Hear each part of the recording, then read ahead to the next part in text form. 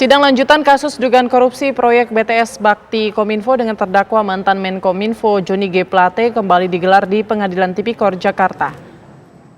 Tak hanya Johnny G. Plate, sidang hari ini juga digelar untuk terdakwa Anang Ahmad Latif dan Yohan Suryanto. Jaksa penuntut umum sedianya menghadirkan 5 orang saksi, namun satu saksi yakni Sekjen Kominfo Mira Taiba berhalangan hadir. Sidang dimulai dengan mendengarkan kesaksian dari Kepala Divisi Last Mile, Backhaul Bakti Kominfo, Mufiamat Feryandi Mirza. Selain itu ada pula saksi koordinator monitoring dan evaluasi jaringan telekomunikasi Indra Apriyadi. Semuanya Pak, 4 orang ya? 4 orang saksi. Feryandi Mirza. Oh iya, oke.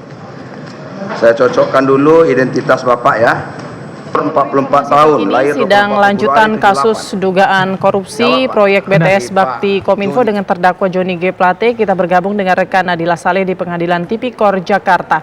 Selamat siang Nadila Saleh, seperti apa jalannya sidang lanjutan ini? Ya, selamat siang Putri dan juga pemirsa. Memang benar bahwa hari ini sidang lanjutan perkara korupsi Bakti Kominfo ini kembali digelar dengan menghadirkan 3 terdakwa, yaitu Johnny G. Plate, Menkominfo, kemudian Direktur Bakti Kominfo Anang Ahmad Latif dan juga tenaga ahli Human Development Universitas Indonesia yaitu Yohan Suryanto. Agenda hari ini yaitu mendengarkan keterangan saksi yang merupakan ataupun saksi yang dihadirkan hari ini merupakan pejabat dari Kominfo yang pertama kali didengarkan keterangannya tadi, yaitu Kepala Divisi Last Mile dan Backhaul Bakti Kominfo yaitu Mufiamat Feryandi Mirza. Dan hingga saat ini Putri memang persidangan masih berlangsung, namun sejauh ini kami telah mencatat sejumlah poin-poin menarik yang kami ikuti selama persidangan yang berlangsung sejak pukul 11 hingga siang hari ini.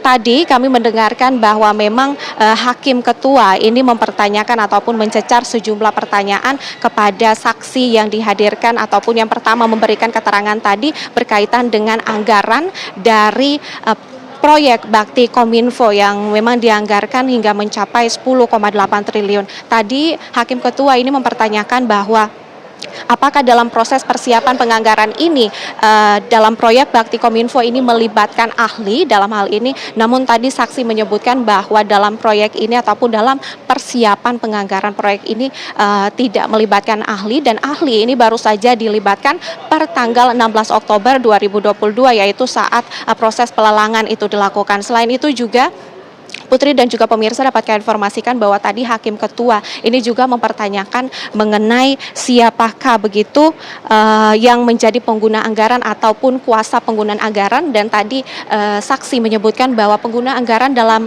proyek ini yaitu Menkominfo Johnny G. Plate dan juga kuasa pengguna anggaran yaitu Direktur Utama dari Bakti Kominfo Anang Ahmad Latif, yang kemudian kedua orang inilah saat ini telah berstatus sebagai terdakwa dalam kasus ini dan hari ini tengah disidangkan. Selain itu juga Putri, dapat kami informasikan bahwa dalam persidangan ini tadi Hakim Ketua juga mempertanyakan bagaimana progres dari proyek yang tengah berlangsung ataupun yang harusnya telah usai pada Desember 2022 kemarin. Namun tadi saksi ahli menyebutkan bahwa per tanggal 31 Maret ini proyek yang sudah dilakukan ataupun yang sudah dilakukan serah terima proyek ini sebanyak 1.112 proyek. Kemudian proyek yang telah usai ataupun selesai pembangunannya yaitu sebanyak 1.700-an, dan kemudian hingga saat ini masih dalam progres rekonstruksi, begitu konstruksi maksud kami, yaitu sebanyak 2.156 ini memang dapat kita lihat angka ini begitu banyak,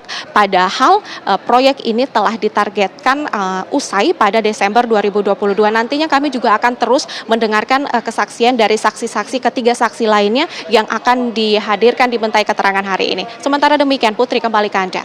Baik, terima kasih Nadila Saleh melaporkan langsung dari Pengadilan Tipikor Jakarta.